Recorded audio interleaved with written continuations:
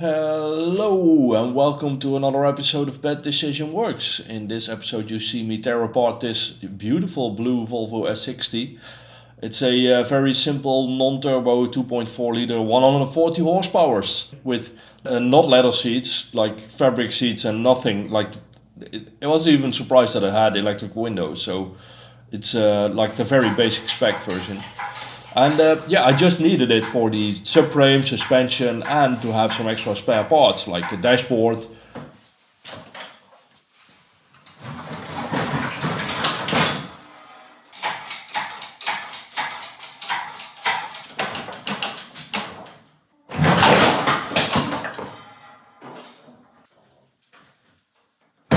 Remove the engine with a little bit of persuasion of you just using the lift and gravity is this thing called. It's a nice tool, gravity, combined with a lift. So yeah, engine out.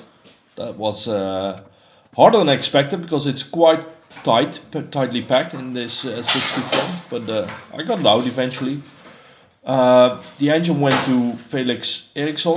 That will be the next video where you will see me deliver that engine to him and give a little bit of a tour of his workshop. But yeah, first the engine out because that's quite in the way when just wanting to have the subframe and suspension stuff. So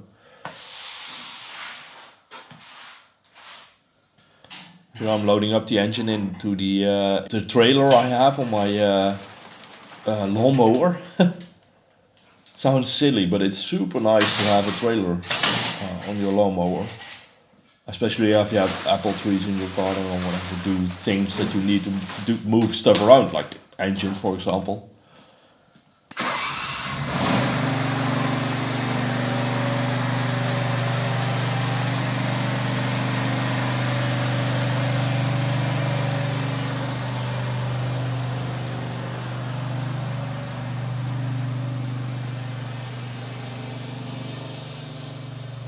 So with the engine out of the way, the S60 could go back into the workshop. No engine, it's just one U1 power.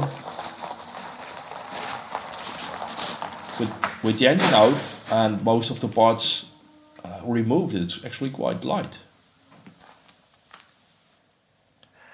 Just taking this car apart, which I bought for 300 euros. And well, looks like I earned the car back. Or would it be fake? No idea. Looks quite real. I moved on in removing all the interior parts. Dashboard, the heater core, but also the wire loom. As far as I could see, it was quite similar to the one from the T5, which is not a surprise actually, but still.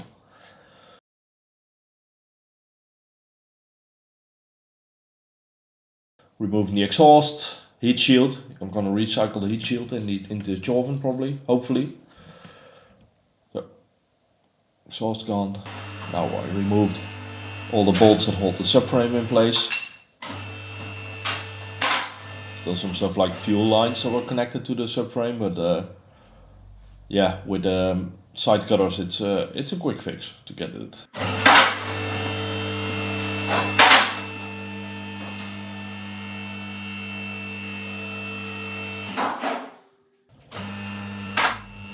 So this is where it actually was all about. Subframe, steering rack, wheels, brakes, brake discs, suspension. I am going to replace the suspension, the struts with coilovers, but this is nice just to be able to mock up or have as spare parts for the mounting points or whatever. So now with the subframe out and parts of it removed for lightness, I could move the assembly onto the frame machine. First thing I quickly found out was that the steering rack is not going to work with this setup. I thought before it was in front of the front axle, but it's in the back and that's way too far back, so that's not going to work.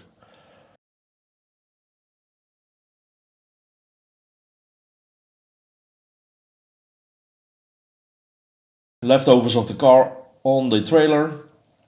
Not the best solution, but the junkyard's just a kilometer away, so that was easy. Left it there, got like €100, and that's it. Now we can go on to 3D scanning.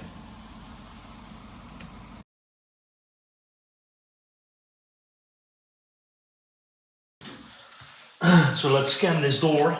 One thing I found out a while ago, well, actually my girlfriend said, wouldn't it be hard to remove all these reflector dots, these markers from the panels you're scanning?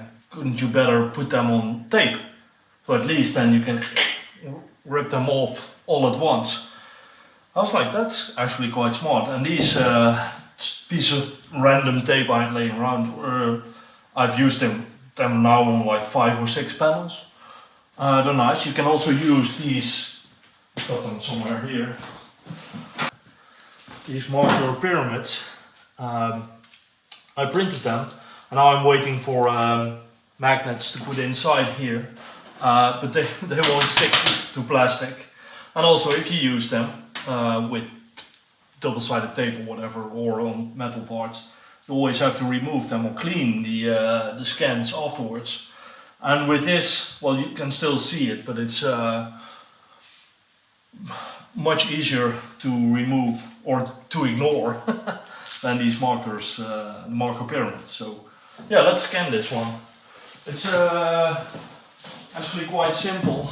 I just set the machine to texture scan, so I'm using the near infrared scanning method, not the laser method, because well, that's doesn't work on big pieces like this. So yeah, let's start scanning. Just make sure the distance is optimal. I can see by this marker or marking arrow on the side of the screen. And I just keep moving around.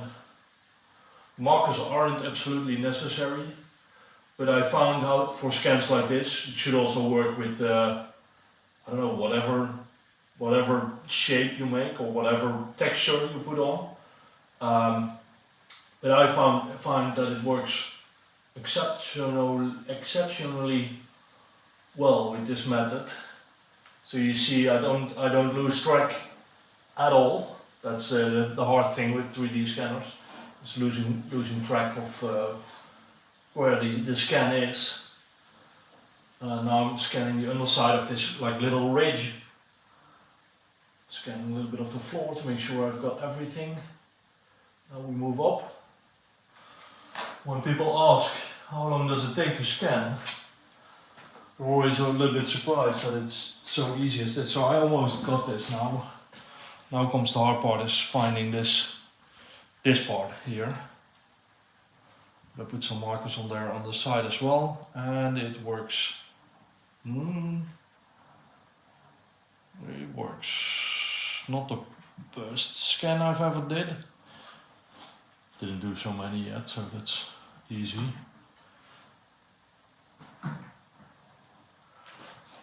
But this is going really well.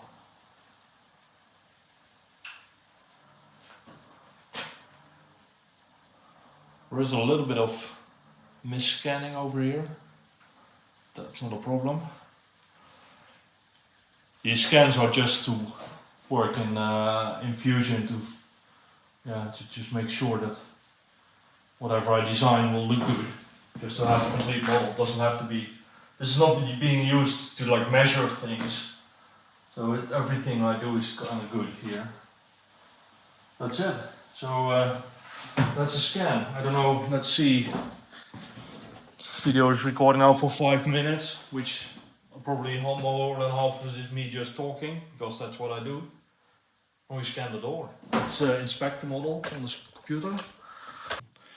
So as you can see, it scanned a part of the lift where I parked the part next to. Yeah, I don't need the backside for this, since it's just a styling thing, so to say. So now I'll just move the scanner away a little bit. I hit complete because I'm done now. So as you can see, we have the the door here, and now I can start removing the stuff that I don't need. It's hard with the trackpad. It's much easier to do with with an actual mouse. But I can do a rough cut here, and while I'm cutting and cleaning up the model, I can inspect if there's any gaps or whatever I need to fix. Things that I missed, for example, the door handle. Is the door handle good? Well, that's good enough. And now I clean up this part. This is all. Let's just select this, remove. And I can all do this in the workshop because, well, my laptop's quite new and it's quite a beefy one. But it's not plugged into the power, and I just started, and the battery is still at 100%. Like the scanning itself doesn't really take a lot of computing power and a lot of battery, so to say. I think when I scanned the Chauvin itself, I think I did everything and maybe lost like 20% of battery. So I wouldn't be surprised. That's something I want to find out one day, is if I can like use my old MacBook and see if it also works on that, because then that will be like the workshop laptop. If it can do this, and I'll just then upload all the scans into the cloud. And it could use some better cleanup. I can do that later, but now I just want to see if everything's fine. So I click the one-click processing, which is perfectly fine for 9 out of 10 situations. And let's wait until it's done. This is where the beefy laptop probably shines the most. I bet this will be a lot slower on like older computers. So now it's optimizing the mesh, the point cloud. So what it does, it scans all kinds of like small points. I can't zoom in now because now it's in kind of like lock mode, where you can't do anything. But now it's optimizing the mesh, so it means that it's going to detect where holes are and irregularities and remove them and fix all the things. And then it's going to make a mesh, which is like an actual solid piece, so to say, instead of all kinds of dots. And then it's going to apply the color map, which is completely irrelevant because I always remove it, or I don't use it. But I guess like if you scan a person, you want to have a color map, like a face or whatever. But there's still 7 GB of memory available, it says here, of the, I think, 16 I've got. Not sure. Also, there's all kinds of processors running in the background, so Fusion is in full effect here. So you can see already all the scans I made for myself and the Chauvin and the wheels, and it's missing a door, as you can see. But yeah, so this works. The only downside is that as you can see, or you can't see, but here is can I get it in the screen? Yeah, this is the power wire that goes to the scanner itself. So there's this wire in the back where one is USB and one is power. It's nice that it's screwed in like this, so you don't accidentally pull it out of the device. But it needs power, so the only power I need is one plug for the scanner itself, but the laptop doesn't need it. So now it did the optimization. No idea why this is back here. That's my paper roll holder. Now it did the mesh, so now you could see the object change is much smoother now, because now it's kind of like solid. It's not a solid as we used to call solids in Fusion, but it's not dots anymore. Now it applies the color mapping.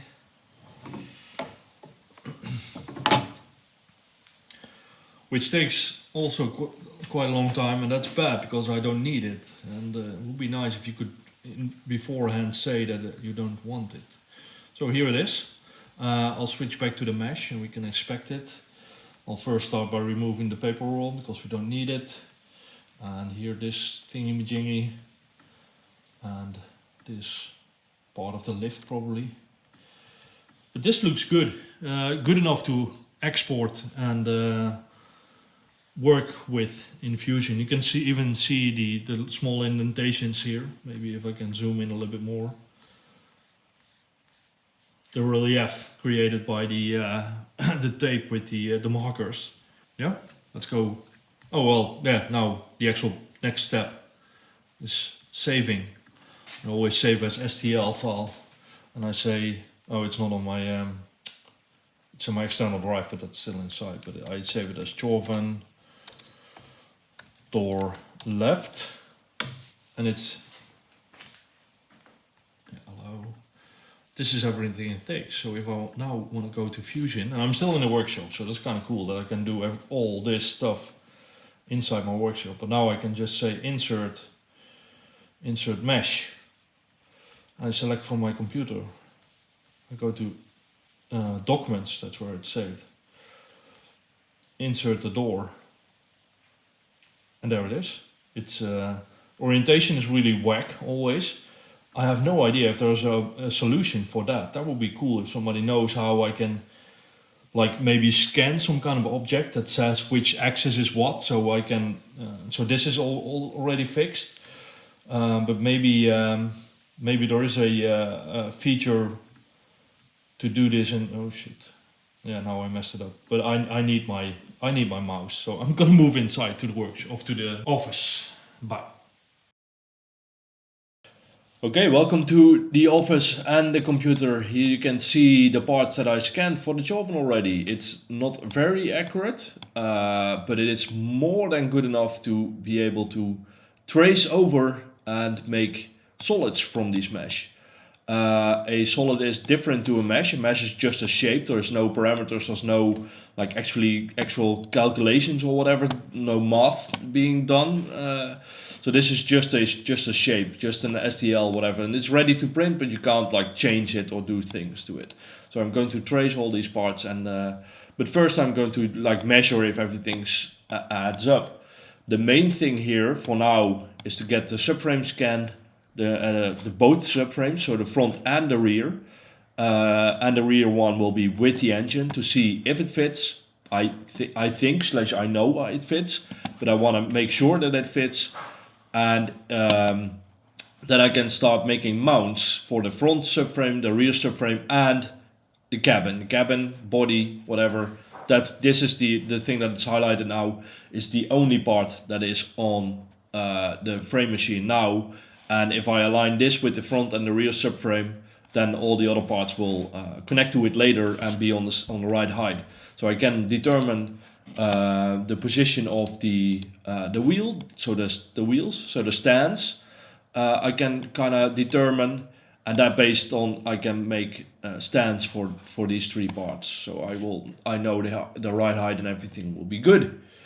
And the part that you saw me scan right just now, I already imported this, as you saw in the scene before, and on the computer I just made the mesh a little bit simpler. I don't need all the information, like the high resolution information. I just need a basic shape to trace and to work with, and just to see if everything fits the way I want. So for example, I also scanned the S60 dashboard, and I placed it inside, and by enabling this I can just see yes, it fits. I just need to trim it here next to close to the window border. I even can keep the center speaker and everything. And I also scanned myself. Well, my friend Magnus scanned myself. I placed it in the middle of the car now, but I'm going to use this later to see if I can have sort of the similar seating position I have in the Race 240 in the Joven. So that's it for this video. I'll dedicate more videos later, but this is all new to me, and I just need to figure out a lot of stuff in Fusion, how to like trace parts, for example. And this is a journey for me, as said, and hopefully I can take you guys on this journey and transfer a little bit of the knowledge I gain to you guys. That's it for now, and on that bombshell, see you next week.